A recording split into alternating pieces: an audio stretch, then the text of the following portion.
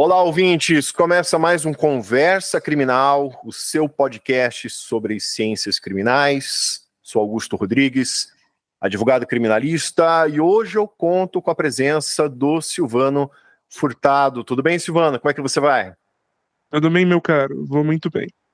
Silvano, como de praxe, peço que você gentilmente se apresente à nossa audiência, se puder contar um pouco da tua trajetória acadêmica. Hoje também, adiantando os nossos ouvintes, vamos falar aqui sobre criminologia, né, um pouco de criminologia crítica, radical, e se você também puder contar, antes da gente adentrar o assunto, né, o porquê do teu interesse pela criminologia crítica, por favor, fique à vontade. Perfeito. Eu sou Silvano Furtado, eu sou formado pela Universidade de São Paulo, né, no curso de Direito, com dupla titulação com a Université Lumière Lyon 2, né, que é a universidade francesa. E no meu curso formativo, eu sempre tive um interesse muito, né, muito ávido pelas áreas do direito penal, como muitos, né, que entram no direito. E me encontrei, né, na criminologia a partir das aulas do professor Maurício Dieter, né, que também é um grande amigo, né, e a partir dali eu fui, né, adentrando cada vez mais na leitura dos tópicos, na análise, na leitura, na produção de artigos, né, dentro da área criminológica, principalmente na intersecção da criminologia com a literatura. Também, né, tive a oportunidade e ainda sou, né, membro do CEPEC, né, que é o Centro de Extensão em Ciências Criminais, também coordenado pelo professor Maurício Dieter, o grupo de pesquisas em lavagem de dinheiro, também coordenado pelo professor Pier Paolo Bottini, né, e esses são os meus trabalhos dentro da área do direito penal, que concerne, né, a nossa entrevista hoje. Além disso, né, tem outras atribuições, né? Também sou coordenador do Escuta Sanfrão, projeto de escuta e saúde mental, né? E promoção de saúde mental da Faculdade de Direito da USP. Também sou vice-presidente da Associação Nacional para a Inclusão de Pessoas Autistas, conselheiro jurídico da Frente Parlamentar pela Neurodiversidade, enfim, aí um sem número de atribuições. Né, estou num processo, né, de uma pós-graduação, né, enfim, é basicamente esse é meu percurso formativo, né, cada vez mais crescente e espero que longínquo. Silvano, eu te agradeço mais uma vez por ter aceitado o convite a participar aqui do nosso programa. Recentemente, nossos episódios mais recentes, né, temos abordado questões relacionadas à criminologia, né, que é um dos ramos do conhecimento que me atraem bastante, e eu te fiz esse convite justamente por esse teu interesse em relação à criminologia crítica, à criminologia radical. Mas antes da gente falar de uma criminologia radical, acho que como base também temos que abordar a criminologia positivista, certo? E como boa parte da nossa audiência também é composta por estudantes de direito, né, acadêmicos de direito, eu te peço se você puder fazer uma abordagem inicial do que é a criminologia positivista. Certamente, né? Não existe criminologia crítica sem a criminologia positivista, é uma relação sine qua non, e aí isso a gente vai ver no percurso da nossa conversa. A criminologia positivista, e aí, né, na verdade, a criminologia, né, no seu início, né, na sua formação, ela, ela é uma das ciências produzidas no século XIX, no ensejo da produção de várias ciências ali, né? Então a gente tem como um exemplo muito mais próximo da nossa realidade a sociologia, né? Então é, foi um berço bastante profícuo de várias ciências, o século XIX. Uma delas é a criminologia, que buscava, né, dentro daquele entendimento, entender as causas do crime, né? Toda ciência positiva, toda ciência positivista, ela parte do princípio da existência de um objeto, né? E a partir da existência desse objeto, ela cria um método analítico, né? Portanto, né, vamos levar para o Durkheim, né, o exemplo da sociologia. Ele identifica o fato social como esse objeto, né, e ele cria, a partir de um método, né, um método sociológico, uma forma de analisar esse objeto. Portanto, ele produziu uma ciência, né? Os criminólogos, né, os primeiros criminólogos, eles analisam o objeto, né, o objeto crime, e a partir, né, da criminologia eles produzem um método da sua análise. E esse método é um método, né, e o método mais conhecido, principal, né, e o dominante, né, principalmente, né, vindo da escola italiana, é o método etiológico, né, que identifica no indivíduo as causas do crime, né? Existem, enfim, existem formas de etiologia, né? Uma etiologia que seja uma etiologia social, né, muito mais relacionadas à escola francesa, mas o método mais permanente, né, dentro da história da criminologia, tanto numa história analítica quanto, né, na história material, é o método da etiologia física, né? O que é etiologia física?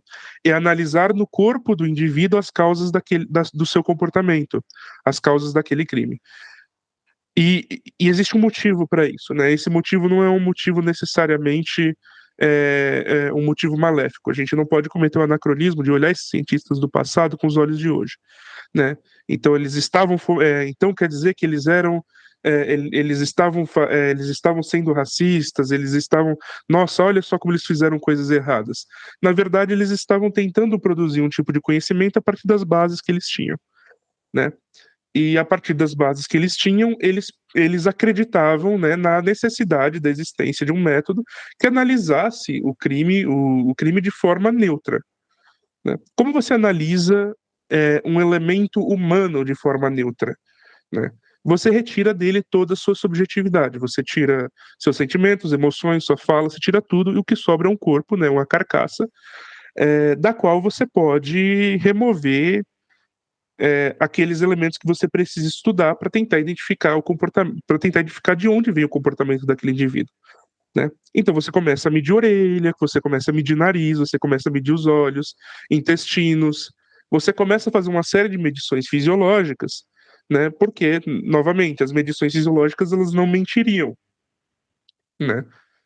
Elas não estariam, nesse caso, eivadas de subjetividade. E elas, portanto, elas poderiam remeteram à lógica causal, né, que é a lógica da ciência positivista sempre causal, né? Lembrando o que é lógica causal. A lógica causal é aquela da qual a gente identifica a causa e uma consequência, né? A consequência nesse caso é o crime. Portanto, se a gente remove a causa, a consequência ela some, né? É uma lógica direta. A gente não pode dizer que não, então removendo a causa, a consequência diminui. Não, ela tem que sumir, né? Porque aquela causa ela é única, primordial e necessária, né? Então eles vão tentar identificar nos corpos, né, a partir de critérios quantificáveis, né, o que você pode colocar numa tabela, e tentar identificar ali as razões pelas quais aqueles indivíduos cometeriam crimes, né? Então, né, a principal figura desse campo é o Cesare Lombroso, né? Ele é sempre lembrado pela sua obra L'Uomo Delinquente, né? É interessante a gente pensar, né, que o título da obra dele já remete a um dos aspectos dessa análise, né, que é a ideia de que o crime é um fenômeno essencialmente masculino, né? Então ele começa com L'Uomo Delinquente, ele só vai escrever La Donna Delinquente um tempo depois, né? Então, no crime como um fenômeno essencialmente masculino, portanto, né, ele tem que ter algum componente fisiológico, ele acreditava. E aí, né, o L'Uomo Delinquente, na verdade, quando você vai analisar aquele texto, aquele livro, é um grande compilado de tabelas, né? É compilado de tabelas relacionadas a orelhas de abano, né, a desvios fisiológicos das mais diversas naturezas, né? Essa lógica, ela parte de uma noção, né, que é alimentada do século XIX, de que existe uma norma, né, existe um campo normativo, existe um campo pelo qual os indivíduos eles se desenvolvem, né? E existem os indivíduos desviantes, né? É uma lógica que remete muito a uma perspectiva evolucionista darwiniana, né? Se você tem um ambiente que propaga sobrevivência, propaga a perpetuação da espécie, você tem os desvios, né? E esses desvios vão sendo eliminados pela seleção natural, né? É uma forma de leitura amplíssima, né? Totalmente fora do campo biológico, mas na verdade é uma aplicação a um campo social de uma perspectiva darwiniana, né? Então você tem essa ideia de que o indivíduo criminoso ele é um indivíduo desviante, né? Um indivíduo que ele está fora da norma, né? E isso pode ser visto no corpo dele, né?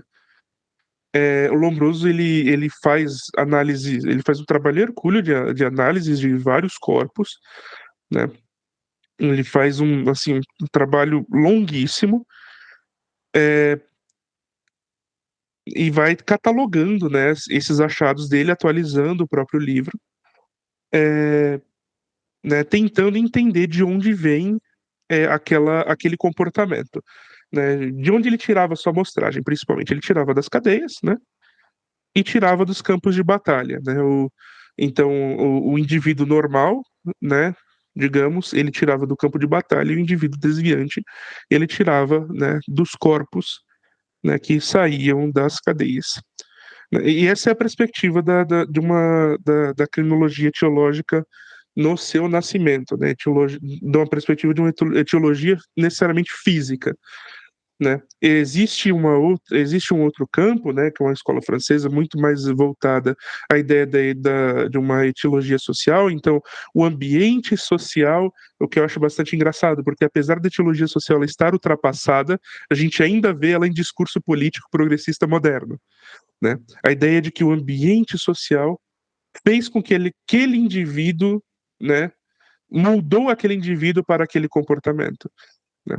Então, é uma ideia de que aquele ambiente introjetou nele aquele comportamento e não que ele nasceu com aquele comportamento. Veja, ambas são etiológicas, porque estão identificando a causa no indivíduo, né? Surge dele a chama para fazer o delito, né? Entretanto, a origem dessa chama em ambos é diferente, né? Uma é no ambiente social, né? Que aqui no caldeirão social da sua criação, né? Como indivíduo, da sua produção como indivíduo, e outra, né? Da sua genética, né? De um elemento imponderável da sua própria natureza. E, Silvano, se a gente considerar também alguns aspectos da autofagia criminológica, quais considerações você poderia fazer a respeito, né, seguindo essa tua linha de exposição? O que eu chamo de autofagia criminológica, e eu acho bastante interessante, é o processo pelo qual a criminologia ela se autodestrói, né? É, a criminologia, ela não necessariamente ela passou por um escrutínio moral. É por isso que é importante a gente fazer aquele aviso anterior, né, em relação ao anacronismo na análise da criminologia positivista.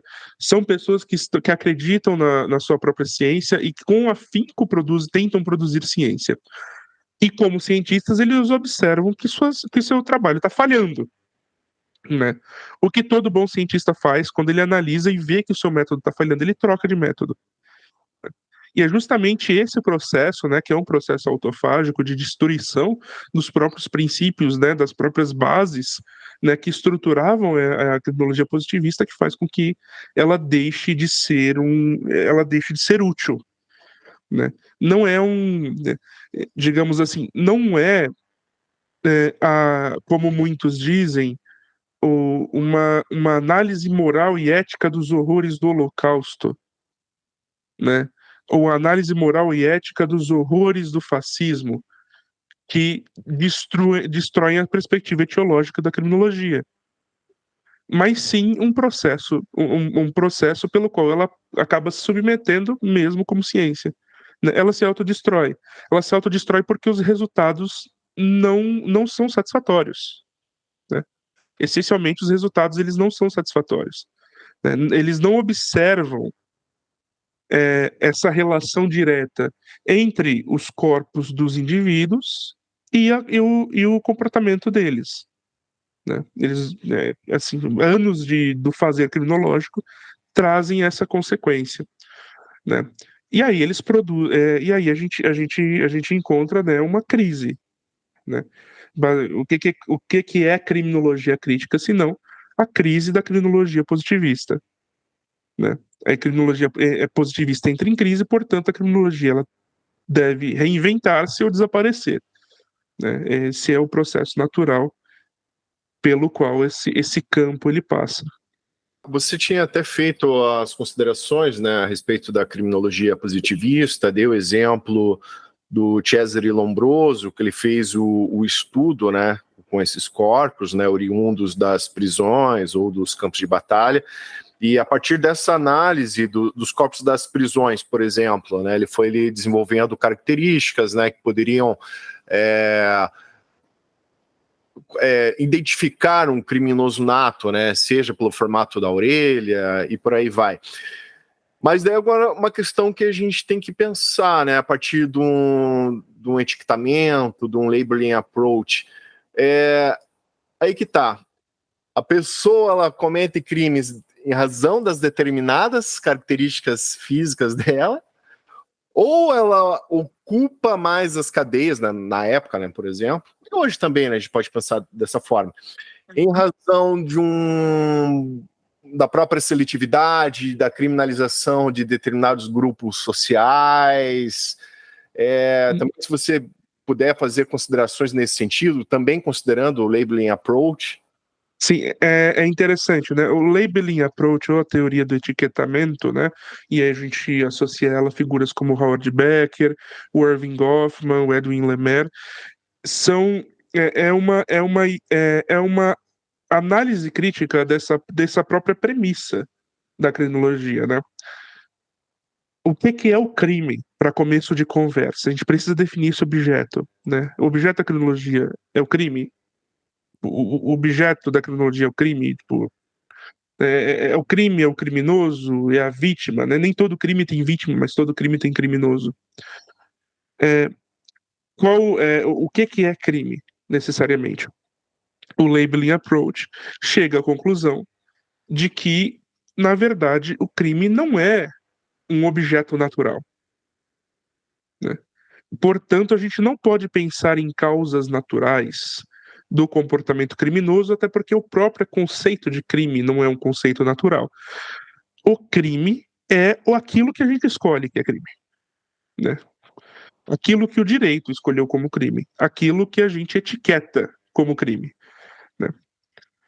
Portanto, a nossa análise não deve ser voltada ao comportamento que leva a esse crime, mas nossa análise deve estar voltada a analisar como esse processo de etiquetamento se dá, né? Então é uma virada de análise, né? O que a gente na verdade vai acabar analisando é que o crime como objeto ele não necessariamente ele é algo estanque, ele não necessariamente e ele está sempre sujeito à volatilidade política, social, temporal, né? Um exemplo, o assassinato. As pessoas sempre usam, né, esse tipo, né, o matar alguém, né, é o tipo é o tipo perfeito, digamos assim, né, é o tipo penal perfeito, porque ele tem núcleo, ele tem ali, ele tem tudo numa simples oração de duas palavras, né. Você tem ali um verbo no infinitivo que indica o núcleo do tipo e você tem ali um resultado. Não é um crime de resultado, você matou alguém, essa pessoa morreu, portanto, né. Então, matar alguém. Matar alguém não necessariamente ele é crime em todos os aspectos, em todas as condições sociais, em todas as análises. Nós bem sabemos, como criminalistas, que existem hipóteses nas quais matar alguém deixa de ser crime, né? Seja por afastamento da tipicidade ou da antijuridicidade, matar alguém deixa de ser um ato típico, né? Deixa de ser um crime. Né? Em quais hipóteses? Né? A gente está falando por exemplo, numa hipótese de guerra declarada, né? Uma situação ali entre soldados, um soldado matar o outro não é um crime. né? Não é um crime nem no direito brasileiro, nem no direito internacional. Uma outra hipótese também é a hipótese da legítima defesa, né? A hipótese da legítima defesa também, né, assume que matar alguém, né, não é um crime. E aí vamos pensar aí na volatilidade das sociedades, né? Existem sociedades em que o processo de eutanásia ou ortotanásia também não é um crime, ou suicídio assistido também não é um crime. Entraria no critério de matar alguém, né? Entretanto, não está dentro do campo do direito penal, no campo de ação do direito penal, né? O que eu quero dizer com isso é que aquilo que é crime, mesmo o crime, né, esse crime é, tão icônico, né, que é o homicídio, né, para essa nossa análise, ele está sujeito à volatilidade social, econômica, política, temporal, né? Ele tá sujeito a esse processo. Portanto, a gente não tem como analisar ele como um objeto natural.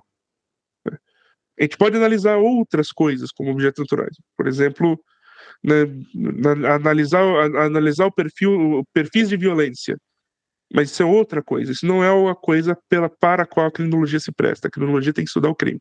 Então, se a criminologia vai estudar o crime, e o crime não é um objeto, não é bem um objeto estanque, né? Então a gente precisa começar a entender o processo de criminalização, né? Se o processo de criminalização ele é um processo pelo qual a sociedade deve passar, e ele é volátil, né? Como a gente chega lá, né? Como a gente chega na criminalização? Como a gente chega naquilo que a gente define como sendo o crime, né? Então um exemplo que eu dou bastante também, né? Que aí é um exemplo, né, bastante elucidativo. Não é que pessoas pobres cometam mais crimes, é que condutas associadas à sua sociabilidade como pessoa pobre são criminalizadas, né?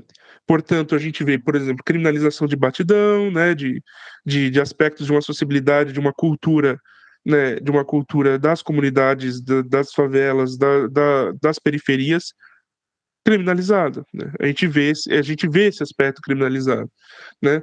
Por exemplo, a criminalização do conhecido tabuleiro da baiana, a criminalização da capoeira, né? Formas de sociabilidade da periferia são criminalizadas. Portanto, né, associa-se a pobreza com o crime, né, ou as classes desfavorecidas, as classes baixas, as classes proletárias com esse, né, com esse aspecto criminoso, não necessariamente porque elas tenham nelas, né, a essência, a raiz do crime, ou porque veja bem, a pobreza gera o crime porque pessoas pobres estão sujeitas a isso e a um tipo de sociabilidade que produz nelas a vontade de serem criminosas, ou seja por necessidade. Não, na verdade é um processo pelo qual a gente passa e a gente escolhe criminalizar essa sociabilidade, criminalizar essas pessoas. É uma escolha, né? É uma escolha pelo extermínio dessa sociabilidade, é uma escolha pelo extermínio dessas pessoas. E você, citando esses aspectos todos, a gente já entra também no principal tema do nosso podcast, que é a criminologia marxista e radical. Você até citou essa questão de criminalização de determinados grupos sociais, determinadas classes, né? Isso também é um objeto da criminologia marxista e radical, correto? Certamente, né? A criminologia marxista radical é uma das, né, existe, né, é nessa chave, né, da crise da criminologia positivista, né, e no ensejo, né, desse campo criminológico crítico, né? Então considero que a criminologia radical é né, uma corrente de pensamento dentro desse campo criminológico crítico, né? Ela vai surgir ali a partir da década de 60, né, e ela vai, né, partir dessa crítica das abordagens tradicionais da justiça criminal, né, e ela é fortemente influenciada por teorias marxistas. ela vê o sistema de justiça, portanto, né, como um fenômeno, né, profundamente enraizado nas estruturas das relações de poder da sociedade capitalista, né? Então, a criminologia radical, ela considera o crime como um produto, né, de elementos estruturais da sociedade capitalista, né?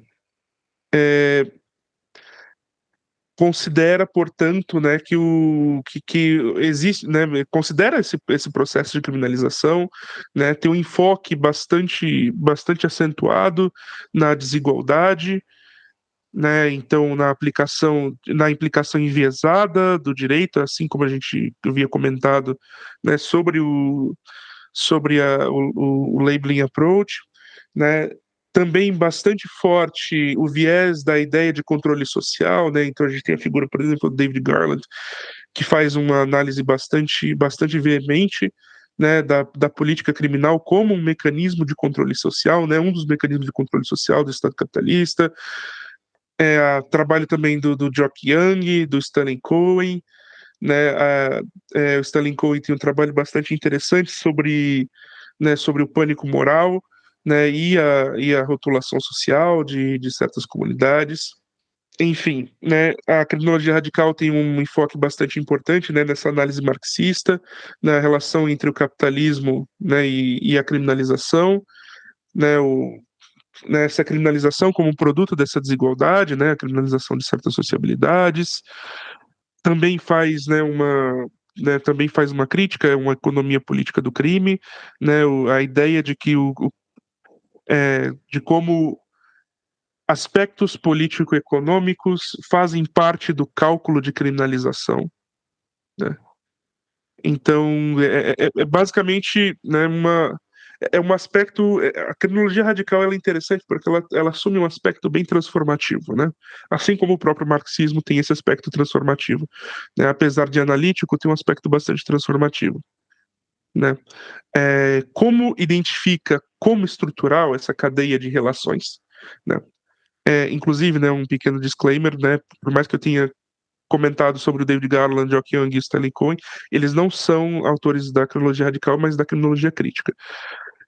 Apesar, né, dele, né, assim como, né, analisando esses aspectos, né, da criminologia como aspectos estruturais, a solução que a criminologia radical nos dá, né, para esses aspectos é uma solução radical, né, como o próprio nome diz, né, porque se algo está, né, vejamos, né, analisamos como esqueleto, né, se algo está dentro da estrutura, né, se é estrutural, é estruturante, só tem uma forma de a gente removê-lo, né?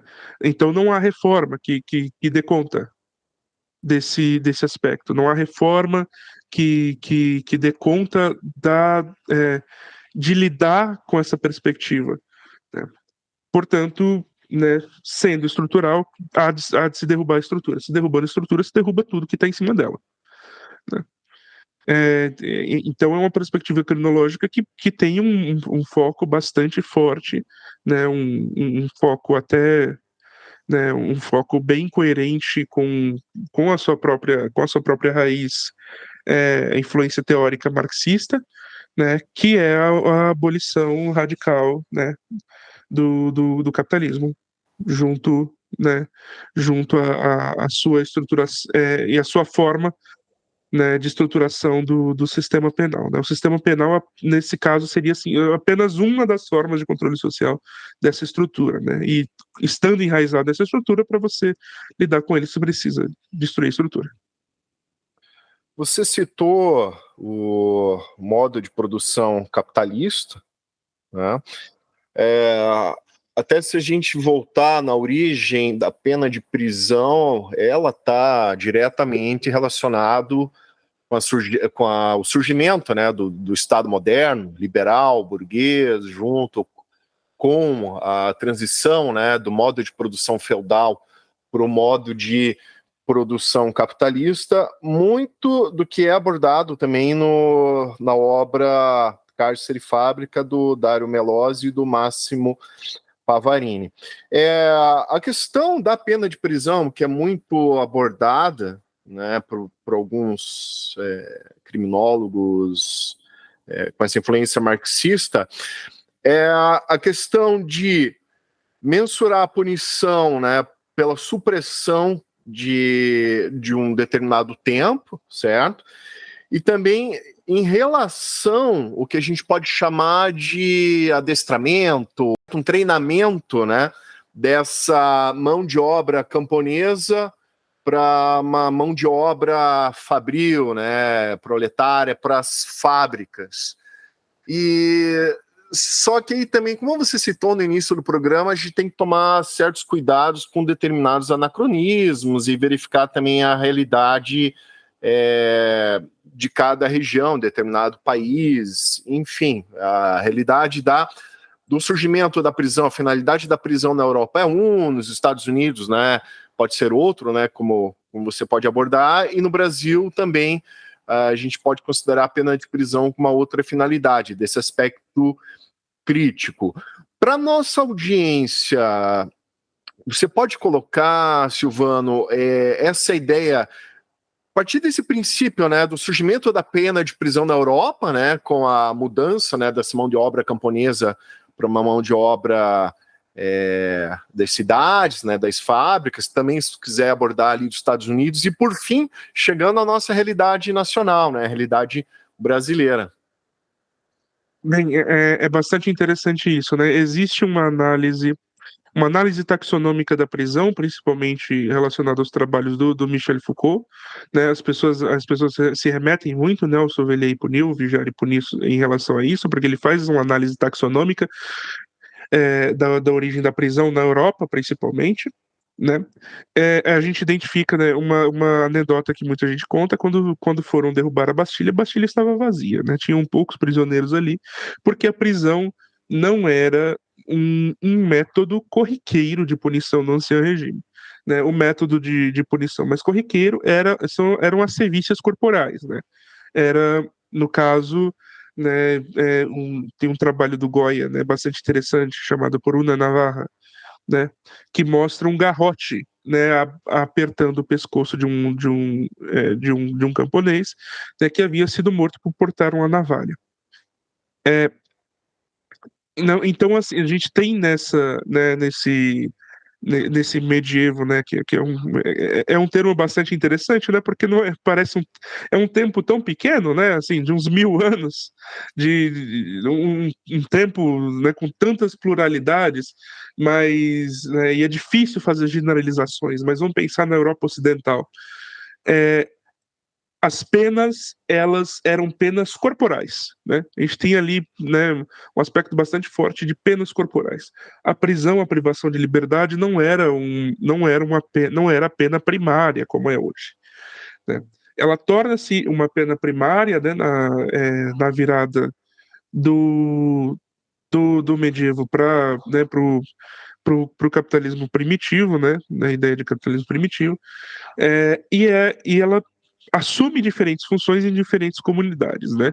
Eu tenho muita dificuldade de analisar as funções da prisão de forma uniforme, né? Até porque as realidades são muito divergentes. Entretanto, né, nessa nossa ânsia para se remeter aos autores renomados europeus, a gente acaba cometendo esse erro de acreditar, né, que a prisão brasileira ou a prisão estadunidense ela é a mesma prisão que a prisão da Europa.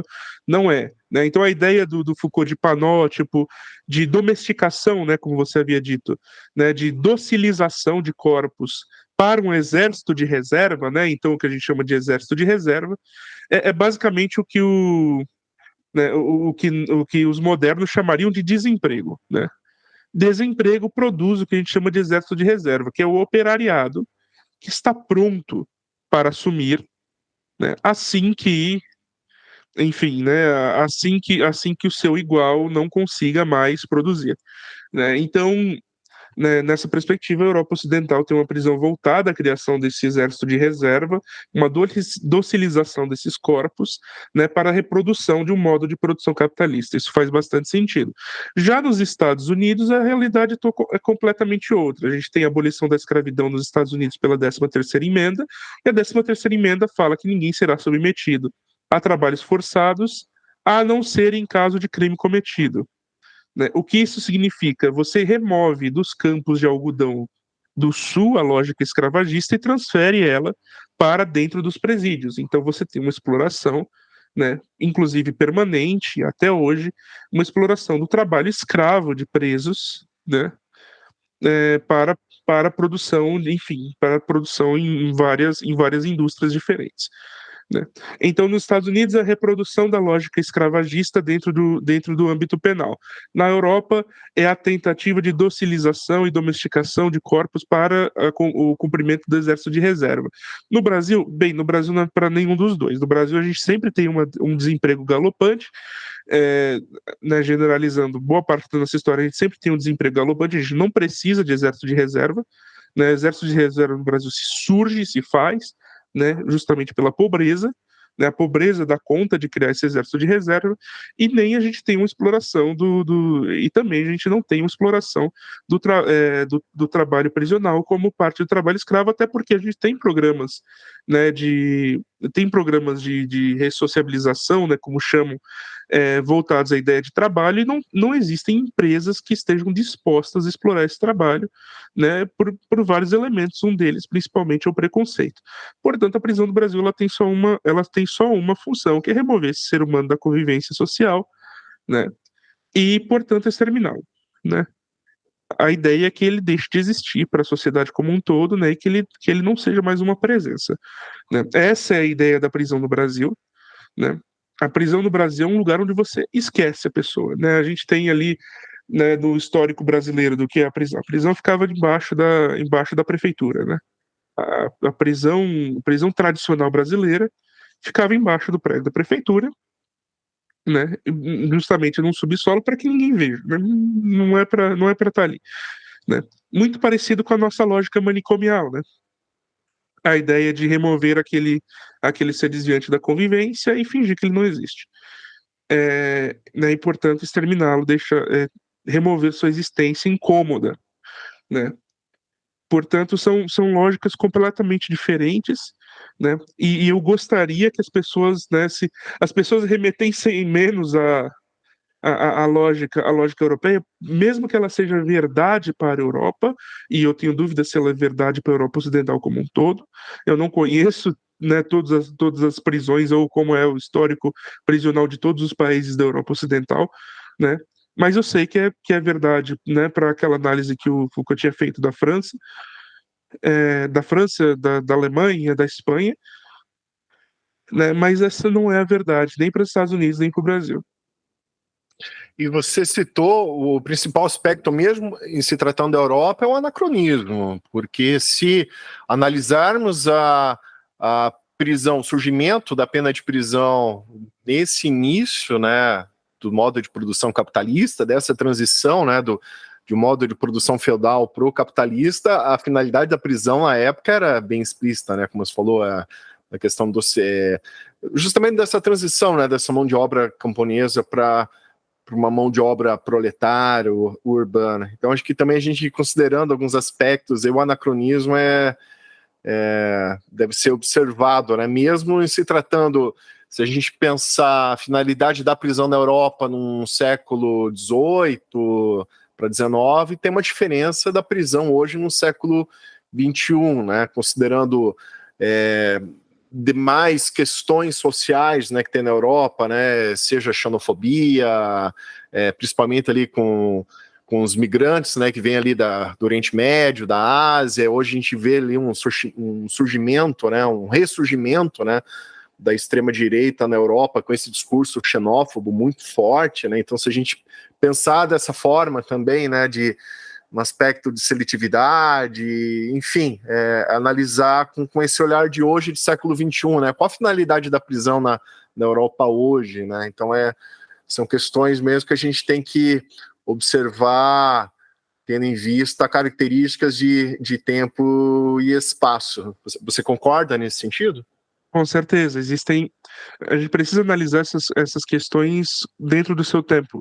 Eu acredito que o anacronismo, ou o risco de anacronismo, ele tem que ser algo constante, né? E aí eu faço, né, por mais que seja um paralelo, por mais que esteja fora um pouco do campo criminal, é algo que é bastante comum ao campo do direito. O direito ama anacronismo, né? O direito adora anacronismo. O direito adora falar de tradições de 2 ou 3 mil anos atrás. O direito adora se remeter aos institutos, né, se remeter aos trabalhos de Justiniano, se remeter das leis das 12 tábuas, como se fosse algo aplicável hoje. Né? O direito ama, né, os operadores do direito amam aplicarem anacronismo dentro das suas análises. E eu acho que, né, e aí eu acho que é muito mais um conto cautelar aqui que eu faço, isso é um engodo, né? Isso daí, isso vai gerar problema, isso gera ruído, isso gera problemas de comunicação, né? A gente precisa analisar o nosso tempo a partir das lentes do pro nosso tempo, né? As questões elas estão dentro do seu contexto, né? A ideia de tentar aplicar é, aspectos do passado no presente tem que ser somente como metáfora, né? Como metáfora, como exemplo, nunca como algo direto, né? É muito comum ao campo do direito a gente tentar, né, traçar paralelos ou traçar continuidades do direito moderno com as leis de Hammurabi, né? É impossível, né? Até porque não existe direito moderno desde a perspectiva que a gente trabalha sem Estado, né? E o Estado é uma construção moderna, né? O Estado não é uma permanência, né? Não era Estado romano, o Império Romano, né? O Estado é algo moderno, que a gente entende como, né, dentro dos aspectos da teoria do Estado, né? Então com certeza, né, a prisão ela tem funções diferentes. Por mais que a gente acabe herdando as estruturas do passado, ela assume funções diferentes, né? Ela acaba assumindo funções diferentes, né? Ela pode ter significado algo há alguns séculos atrás, hoje não significa mais, né? Novamente, porque as estruturas tomam as formas do seu tempo. Silvano, a gente está caminhando para o final do nosso programa, mas eu também deixo espaço aqui aberto, caso você queira fazer alguma consideração final, abordar algum tópico que você ache interessante. Também, se quiser passar algum recado para os ouvintes, fazer alguma indicação, alguma divulgação também, por favor, fique à vontade. Perfeito. É, Na verdade, eu faço algumas indicações. Uma delas é o livro Criminologia, Contribuição para a Crítica da Economia da Punição, do professor Juarez Cirino dos Santos, que, né, dentro da minha visão, o maior criminólogo brasileiro vivo hoje, né? E, enfim, ele tem um trabalho excelente, inclusive, né, um livro versando, né, da criminologia radical, né? Então, procurem o trabalho do professor Juarez, né? Procurem o trabalho do CPEC também, né? Do CPEC da USP. A gente existem alguns cursos na internet do próprio CPEC, curso do próprio livro do professor Juarez, né? A gente está montando agora também um curso sobre a lei de drogas, né? Um curso bastante amplo sobre a lei de drogas, né? Que para os colegas criminalistas já sabem, é uma lei, é uma abominação como lei, né? Ela é completamente ilógica, né? Você tem uns 15 tipos de crime diferentes num tipo só, é bizarro, né? Mas a gente vai fazer uma análise muito mais profunda da própria lei de drogas, né, no CPEC, também vai estar online, né? Conversas com o professor também Sebastian Scherer, também estará gravado lá no CPEC, sobre a criminalização na Alemanha do discurso pró-Palestina, né? Então, enfim, né, vários pequenos trabalhos. Também faço um apelo para que leiam os clássicos, né? Então, vão ler o Homem Delinquente. Se vocês têm interesse em criminologia, vocês vão precisar ler o Homem Delinquente. Vocês vão precisar ler não só os trabalhos de Lombroso, mas do Ferri, do Enrico Ferri, do Garofalo. É um livro completamente difícil de se encontrar, mas assim maravilhoso, né? Apesar de completamente datado, completamente errado, né? O livro do Ferri, o delinquente na arte, né? Na arte e na literatura, né? Que ele faz uma análise bastante bastante peculiar, né? Daquilo que ele acredita ser sinais de que escritores, autores passados né, já existiam sinais de que, na verdade, o crime era um fenômeno etiológico, né, o crime era um fenômeno fisiológico, era um fenômeno que dava para você ver, porque os autores colocavam pessoas criminosas, pessoas ruins como sendo feias, né, então é uma análise bastante peculiar, completamente errada, mas ela faz parte do seu tempo, faz parte da história não só do direito, mas também da ciência autônoma que é a criminologia. Então vão atrás do trabalho do Ferri para ler, e vão atrás de bons comentadores, né, principalmente na figura do professor Juarez Cirino, né. Leiam também, né, enfim, estou fazendo uma série de indicações aqui. Leiam o trabalho de Jock Young, leiam também o trabalho do Felipe Zimbardo, porque apesar do Felipe Zimbardo ser um charlatão, né, nós sabemos hoje que o Felipe Zimbardo foi um charlatão. O experimento de Stanford, o experimento prisional de Stanford, ele foi forjado, né, a gente já tem sinais, né, atuais, né, a partir de análises de diários que ele deixou do próprio experimento, que na verdade foi um experimento forjado, né, ainda serve de certa forma como metáfora novamente, assim como os anacronismos têm alguma servitude, né, o trabalho dele, ainda que exista uma base, ainda que exista essa forja, né, ainda tem algo de útil, principalmente na bibliografia que ele usa, né, então leia o Efeito Lúcifer, enfim, né, tem uma série de...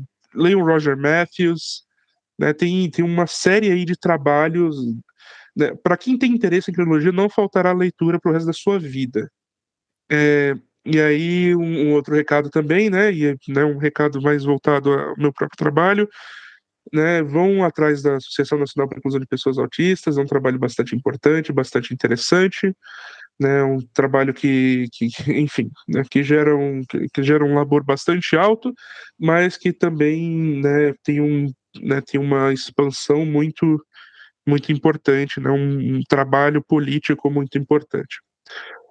Silvano, agradeço mais uma vez pela participação, compartilhar teu conhecimento com a nossa audiência, comigo, também aprendi muito com o nosso encontro.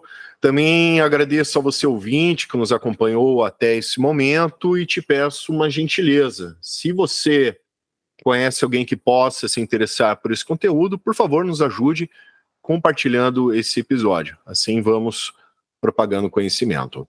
Isso foi mais um Conversa Criminal Podcast. Até a próxima e um grande abraço a todos.